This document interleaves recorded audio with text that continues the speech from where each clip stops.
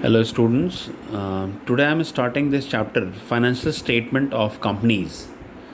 So, before we move on to questions, first of all, we have to be familiar with the format of balance sheet and format of profit and loss account as per Companies Act 2013. So, part 1 of the balance sheet, schedule 3, part 1 of Companies Act prescribes the format for balance sheet जो कि companies को follow करना होगा. तो schedule 3 है, उसमें दो part हैं, पार्ट 1 पार्ट 2. पार्ट 1 प्रेस्क्राइब कर रहा है बैलेंस शीट का फॉर्मेट, पार्ट 2 प्रेस्क्राइब कर रहा है प्रॉफिट एंड लॉस स्टेटमेंट का फॉर्मेट. जो बैलेंस शीट है वो वर्टिकल फॉर्मेट है. तो एक बार मैं बुक से ये बैलेंस शीट का फॉर्मेट आप सबके साथ डिस्कस कर लेता हूँ ब्रीफली. उसमें कौन से आइटम्स शो होंगे ये बता देता हूँ. उसके बाद स्टेटमेंट ऑफ P&L बता देता हूँ. फिर उसके बाद हम क्वेश्चंस करेंगे. तो जैसे क्या देख रहे हैं आप फॉर्मेट में कि पर्टिकुलर्स नोट नंबर. तो क्या है कि जो डिटेल्स है शेयर होल्डर्स का डिटेल या रिजर्व्स एंड सरप्लस का डिटेल, वो सब आपको नीचे नोट्स टू अकाउंट्स में शो करना होता है.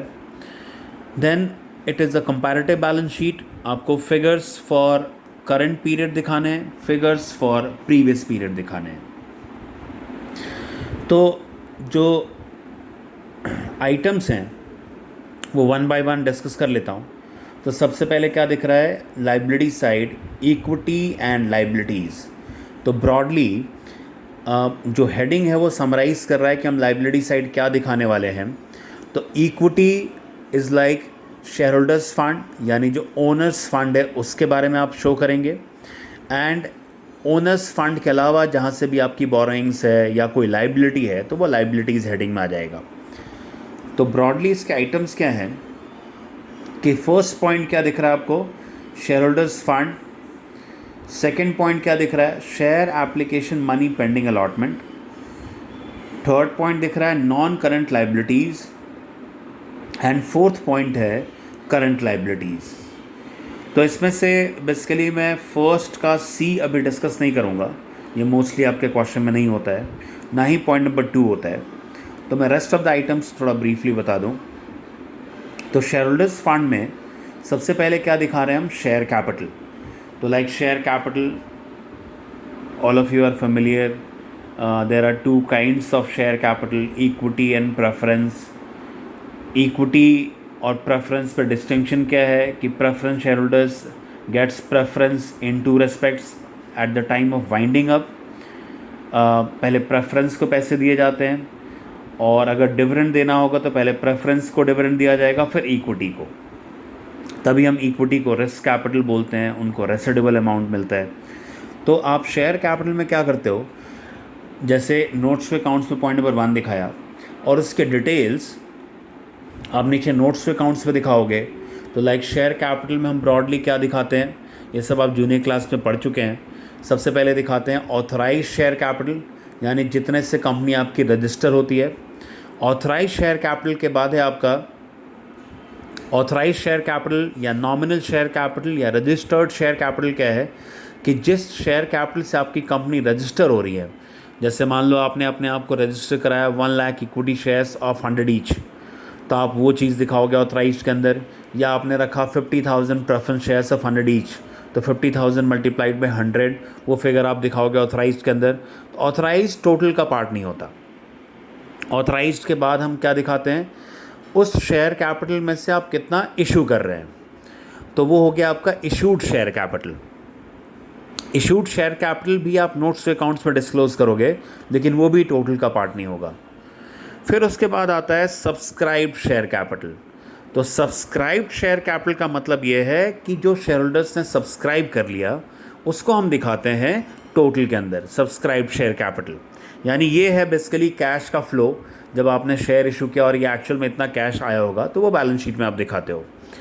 सब्सक्राइब्ड शेयर कैपिटल के अंदर 2 आइटम्स आते हैं. Point A is subscribed and fully paid, and point B is subscribed and not fully paid. Subscribed and fully paid, as the name suggest, ये वो सारे शेयर्स हैं जो लोगों ने खरीद भी लिए, सब्सक्राइब भी कर लिया, और जिसके सारे कंपनी ने उनको कॉल्ड अप भी किया और उतना अमाउंट पेड अप भी हो गया. सिर्फ एग्जांपल, एक शेयर है 100 रुपीज़ का, कंपनी ने 100 रुपीज़ कॉल अप किया और जितने भी शेयर हैं जिन्होंने शेयर सब्सक्राइब करे उन्होंने 100 रुपीज़ दे भी दिए, तो वो फिर किस कैटेगरी में लिखोगे आप? Subscribed and fully paid. Subscribed and not fully paid में दो टाइप के शेयर्स आ सकते हैं. एक जिस पे कंपनी ने ही पूरा अमाउंट कॉल अप नहीं किया, सिर्फ एग्जांपल फेस वैल्यू है शेयर का 100 और कंपनी ने कॉल अप किया सिर्फ 70. लाइक एक शेयर है 100 रुपीज़ का and company has called up ₹70, तो वो भी किस में आएगा? Subscribed and not fully paid में. ऑल्दो कोई डिफ़ॉल्ट नहीं है शेयर होल्डर्स के पार्ट से, फिर भी वो subscribed and not fully paid में ही आएगा. और दूसरा आ सकता है जब कंपनी ने पूरे पैसे कॉल अप किए लेकिन शेयर होल्डर्स ने पैसे नहीं दिए. इसका मतलब उस पर, उन शेयर्स पे क्या चल रहा है? कॉल्स इन अरियर्स, तो वो भी आएगा सब्सक्राइब्ड एंड फुल्ली पेड में. यानी क्या समझ में आया? सब्सक्राइब्ड एंड फुल्ली पेड वो शेयर्स हो गए जो शेयर होल्डर्स ने सब्सक्राइब भी कर लिया और फुल अमाउंट पे भी कर दिया, कंपनी ने उनको कॉल अप भी किया और पूरा अमाउंट उनको मिल भी गया. Subscribed and not fully paid में दो कैटेगरी है.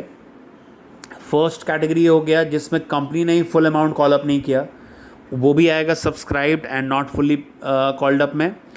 एंड दूसरा आएगा कि कंपनी ने पूरा कॉल किया लेकिन शेयर होल्डर्स ने पैसे नहीं दिए, तो वो भी आ जाएगा subscribed and not fully paid में. इसका मतलब उसमें क्या राइज हो जाएगा? Calls in arrears. ठीक है.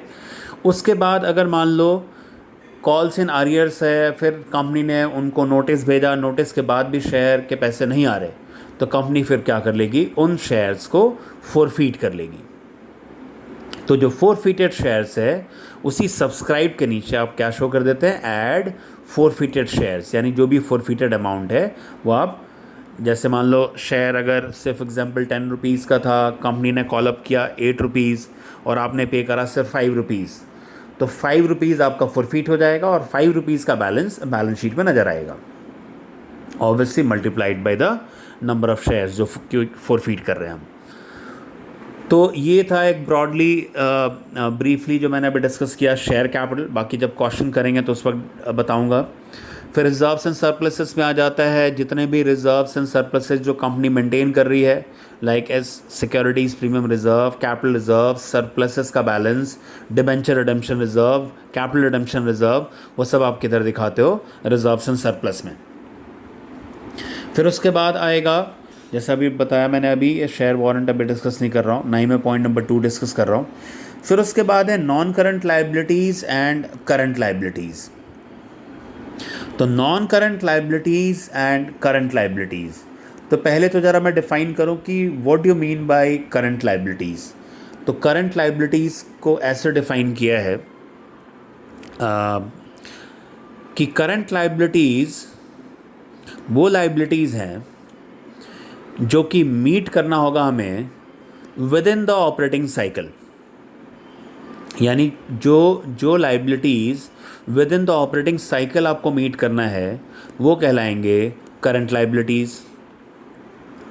और करंट लाइबिलिटीज़ वो लाइबिलिटीज़ हैं जो ऐसे ट्रांजैक्शन से हुए हैं जो ट्रांजैक्शन आपने किया था, लाइक गुड्स को ट्रेड करने के लिए, सिर्फ एग्जांपल आपने जो ट्रेडिंग पर्पस के लिए है, तो अगर उससे कोई लाइबिलिटी आपका राइज होता है तो वो करंट लाइबिलिटी हो सकता है. और जहाँ पे ऑपरेटिंग साइकिल ठीक से आइडेंटिफाइबल नहीं है उस केस में reporting date, that is balance sheet date से विद इन 12 मंथ्स अगर कोई लाइबिलिटी मीट करनी है तो वो किस में आ जाएंगे? करंट लाइबिलिटीज़ में. अब लाइक मैंने 3 बताया अभी. एक बताया कि करंट लाइबिलिटीज़ क्या हैं? जो ऑपरेटिंग साइकिल के अंदर आएंगे, जो लाइबिलिटीज़ हमें मीट करना होगा with in the operating cycle.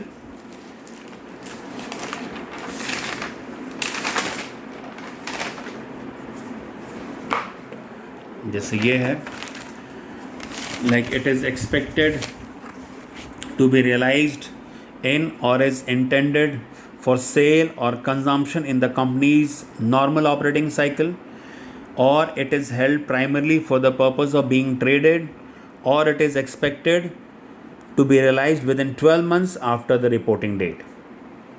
तो अगर ये तीन क्राइटेरिया को कोई फुलफ़िल कर रहा है या इन तीनों में से कोई भी एक फुलफ़िल कर रहा है तो वो किस में क्लासीफाई हो जाएगा?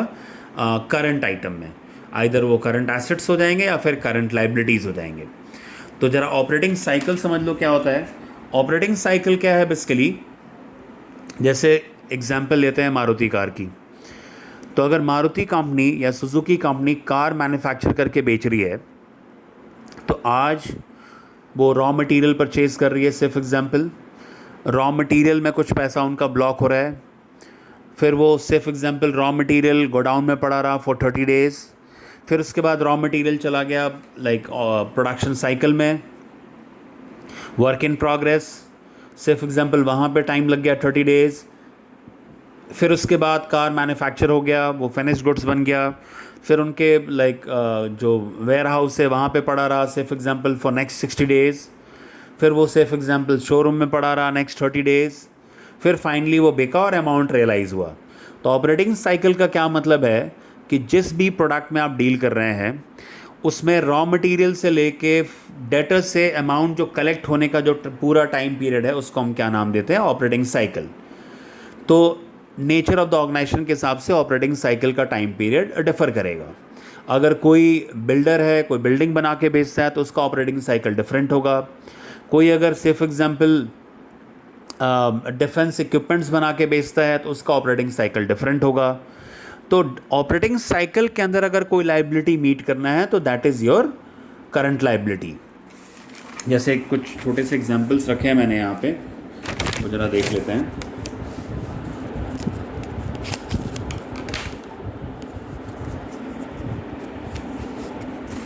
जैसे देखो यहाँ लिखा मैंने, मान लो ऑपरेटिंग साइकिल 18 मंथ्स और कोई लाइबिलिटी आपको मीट करना है विद इन 14 मंथ्स, तो ऑब्वियसली आइटम क्या हो गया? करंट। अगर आपका ऑपरेटिंग साइकिल है 24 मंथ्स और आपको कोई लाइबिलिटी मीट करनी है 20 मंथ्स में, तो ये भी क्या बन गया? करंट।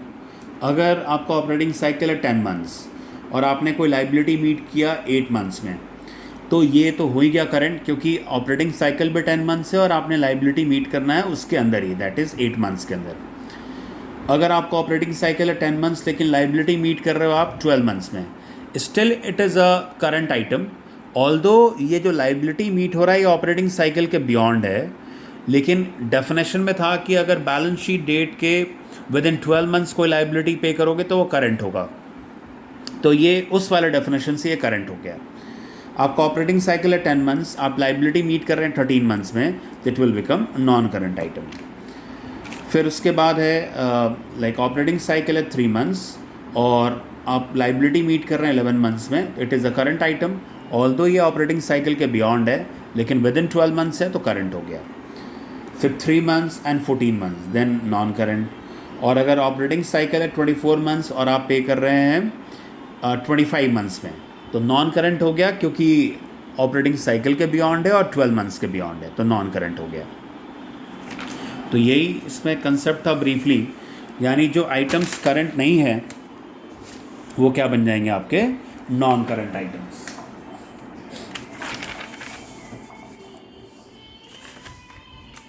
तो लाइक नॉन करंट लाइबिलिटीज़ में क्या क्या आ रहा है broadly? Non current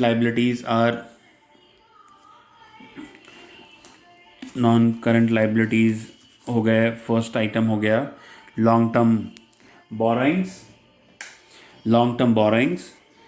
then we are having other long term liabilities and long term provisions. तो लॉन्ग टर्म बोरोइंग्स में क्या आता है? डिबेंचर्स, बॉन्ड्स, पब्लिक डिपॉजिट्स, यानी कोई लाइबिलिटी जो विद इन 12 मंथ्स नहीं पे करना या ऑपरेटिंग साइकिल के अंदर नहीं पे करना, तो वो क्या बन गया आपका? Long term liabilities. तो कुछ उसके एग्जांपल्स आपको क्वेश्चन में क्या मिलेंगे? Debentures, loan from IDBI bank या कोई टर्म लोन, तो वो सब लॉन्ग टर्म लाइबिलिटीज़ में आ गया। डिफर्ड टैक्स लाइबिलिटी अभी स्किप करता हूँ मैं, ये लाइक नॉन इवैल्यूएटिव होगा, इसके ऊपर क्वेश्चंस नहीं आएंगे। फिर अदर लॉन्ग टर्म लाइबिलिटीज़ है आपका, like premium on redemption of debenture, premium on redemption of preference shares, trade payables हैं। तो ये ट्रेड पेबल्स लाइक क्रेडिटर्स और बिल्स पेबल ही है, लेकिन ये ऑपरेटिंग साइकिल के बियॉन्ड होंगे या 12 मंथ से ज़्यादा एक्सीड कर रहे होंगे, तो अदर लॉन्ग टर्म लाइबिलिटीज़ में डाल दोगे। लॉन्ग टर्म प्रोविजन हो गया, जैसे मान लो किसी कंपनी के पास एम्प्लॉयज़ हैं जो 2025 में रिटायर होने वाले हैं और उनके रिटायरमेंट के लिए आप कुछ प्रोविज़न बना के चल रहे हो। 2020 में आपने कुछ प्रोविज़न बनाया कि शायद मुझे इतना ग्रेच्युटी और पेंशन देना होगा, तो वो सब क्या बोले जाएंगे, लॉन्ग टर्म प्रोविजंस में, like provision for employ retirement benefits. तो ये सब हो गया आपका लॉन्ग टर्म प्रोविजंस के आइटम्स हो गए। करंट लाइबिलिटीज़ में क्या दिख रहा है, करंट लाइबिलिटीज़ लाइक वहाँ पे नॉन करंट में क्या था, पहला आइटम लॉन्ग टर्म बोरोइंग्स, तो करंट लाइबिलिटीज़ का पहला क्या हो गया, शॉर्ट टर्म बोरोइंग्स। फिर इसका दूसरा आइटम हो गया ट्रेड पेबल्स। फिर नेक्स्ट हो गया आपका, जैसे नॉन करंट का थर्ड आइटम था अदर लॉन्ग टर्म लाइबिलिटीज़, तो ये हो गया अदर करंट लाइबिलिटीज़। फिर वहाँ पे नॉन करंट का डी पार्ट था लॉन्ग टर्म प्रोविजन, तो ये हो गया आपका D part short term provisions. अब इसमें शॉर्ट टर्म बोरोइंग्स, तो लाइक बैंक ओवरड्राफ्ट या कोई भी अमाउंट हमने बोरो करा है जो with in the operating cycle या विद इन 12 मंथ्स देना हो, तो short term borrowings. Trade payables में आ गया क्रेडिटर्स और bills payable. Other current liabilities में आ जाएगा like calls in advance, unclaimed dividend, हम डिविडेंड डिक्लेयर कर चुके हैं, डिविडेंड हमने जो जो शेयरहोल्डर्स अवेलेबल थे उनको पे भी कर दिया, लेकिन कुछ शेयरहोल्डर्स अभी अवेलेबल नहीं है, तो वो बेसिकली क्या हो गया, उनको हम अमाउंट नहीं दे पा रहे, तो अनक्लेम्ड डिविडेंड वो आप अदर करंट लाइबिलिटी में दिखाओगे। प्लस अगर आपने सिर्फ एग्जाम्पल 2015 में डिबेंचर इशू किया था और 2021 में रिडीम करना है, और 2021 के मान लो जनवरी में रिडीम करना है, और आप बैलेंस शीट बना रहे हैं सिर्फ एग्जांपल 31 मार्च 20 को, तो बैलेंस शीट डेट से विद इन 12 मंथ्स अगर वो डिबेंचर्स रिडीम होने वाले हैं, तो वो अब नॉन लॉन्ग टर्म बोरोइंग्स में नहीं क्लासीफाई होंगे, वो आ जाएंगे अदर करंट लाइबिलिटीज़ में, और उनको हम क्या बोलते हैं, current maturities of long term loans, long term debts, current maturities of long term loans, long term debts. तो other current liabilities like interest outstanding, outstanding salary, outstanding expenses, interest, कोई भी एक like expenses accrued but not yet due, या accrued and due, तो ये सब किधर आ जाएंगे, अदर करंट लाइबिलिटीज़ में। शॉर्ट टर्म प्रोविजंस में आ गया आपका लाइक प्रोविजन फॉर टैक्स। ध्यान ये देना होगा कि प्रपोज डिविडेंड, अब ये शॉर्ट टर्म प्रोविजंस में नहीं आता, propose dividend now it has become a contingent liability, उसको हमें दिखाना होता है नोट्स टू अकाउंट्स में। तो शॉर्ट टर्म प्रोविजंस में प्रोविजन फॉर टैक्स आ गया, फिर प्रोविजन फॉर रिपेयर्स। वैसे प्रोविजन फॉर डाउटफुल डेट्स का प्रॉपर डिस्क्लोजर क्या है कि उसको एसेट साइड में ट्रेड रिसीवेबल से माइनस करते हैं, इसलिए मैं यहाँ पे एग्जांपल नहीं ले रहा उसका, लेकिन वो भी शॉर्ट टर्म प्रोविजंस का ही एग्जांपल है। फिर एसेट्स कंपैरेटिवली इजी है, एसेट्स में आप दो क्लासिफिकेशन है, they are non current assets and current assets. Current का फिर से वही क्राइटेरिया है, जो भी assets within the operating cycle cash में कन्वर्ट हो जाएंगे, या वो within the operating cycle या विद इन 12 मंथ्स वो यूटिलाइज हो जाएंगे या ख़त्म हो जाएंगे, तो उनको हम करंट एसेट्स बोलेंगे, या उनका बेनिफिट एक्सपायर कर जाएगा तो। और नॉन करंट क्या हो गया, जो बेनिफिट मोर देन 12 मंथ्स देंगे। तो नॉन करंट में आ गया आपका, नॉन करंट एसेट्स में देख लो फिक्स्ड में आ गया tangible assets, land, building, plant, machinery, vehicles, equipments, tangible. Intangibles like goodwill, mining rights, software rights, formula, recipe, patent, copyright, design, ये सब किस में आ गया, इनटैंजिबल्स में। Capital work in progress, like कोई टैंजिबल एसेट आप क्रिएट कर रहे हो लेकिन अभी तक वो बना है नहीं, लाइक आप 20 फ्लोर की बिल्डिंग बना रहे हैं, 10 फ्लोर बन चुका है, अभी 10 फ्लोर और बनना बाकी है, तो आप उसको किधर दिखाएंगे, capital work in progress. Similarly intangibles, asset under development, कोई कंपनी पेटेंट पे काम कर रही है या कोई किसी फार्मूला या उस पर वर्क कर रहा है, उस पर उसके काफ़ी सारे एक्सपेंडिचर हो रहा है, रिसर्च एंड डेवलपमेंट चल रहा है, तो वो जितने भी अमाउंट, लेकिन अभी तक वो इनटैंजिबल नहीं बना है, वो इनटैंजिबल अभी आप डेवलप कर रहे हो, तो वो सब भी आप कहाँ दिखाओगे, इसी पॉइंट में, पॉइंट नंबर 4 में। नॉन करंट इन्वेस्टमेंट्स, जो कि इन्वेस्टमेंट्स हम लॉन्ग टर्म पर्पस के लिए होल्ड करेंगे, ये भी एक एडजस्टिंग आइटम है, इसको भी इग्नोर करो। Deferred tax asset. Point number D में आ जाओ। हमने किसी को लोन दिया है फॉर लाइक लॉन्गर बेनिफिट, जिसका हमें रीपेमेंट बाद में मिलेगा, तो long term loans and advances. इसके अलावा अगर कोई अदर नॉन करंट एसेट्स है तो करंट एसेट्स में आ गए करंट इन्वेस्टमेंट्स, जो शॉर्ट टर्म इन्वेस्टमेंट्स हैं, जिसका पर्पस ये है कि विद इन शॉर्ट टर्म आप उसको लिक्विड कर लोगे, उनको आप सेल कर दोगे, तो वो करंट इन्वेस्टमेंट्स आ गए। इन्वेंट्रीज में हम 6 आइटम्स दिखाते हैं: raw materials, work in progress, finished goods, stock in trade, stores and spares and loose tools. तो अगर ये सब क्वेश्चन में अगर कोई आइटम मिलेगा तो आप उसको इन्वेंट्रीज में क्लासीफाई करोगे। ट्रेड रिसिबल्स में आ गया debtors and BR। Cash and cash equivalent में आ गया cash, cash in hand, cash at bank, cheque in hand. तो कोई भी शॉर्ट टर्म लिक्विड फॉर्म में अगर आपने कैश रखा हुआ है जो कि बहुत जल्दी कैश में कन्वर्ट हो जाएगा, तो वो सब आ जाएगा आपका कैश एंड कैश इक्विवेलेंट में। Short term loans and advances, तो हमने किसी को लोन दिया है शॉर्ट टर्म पर्पस के लिए, तो short term loans and advances. Other current assets like accrued income, prepaid insurance, वो सब किस में आ जाएंगे? अक्रूड अदर करंट एसेट्स में। तो यही कुछ आइटम्स हैं जो आपको जब आप फाइनेंशियल स्टेटमेंट प्रिपेयर करोगे तो आपको ये अकॉर्डिंगली बैलेंस शीट में उनको प्लेस करना होगा। आपको क्वेश्चन में आइटम्स दिया होगा, उनको आपको इसी प्रॉपर हेडिंग में प्लेस करना होगा, और उन सब के डिटेल्स आप नोट्स टू अकाउंट्स में दिखाओगे।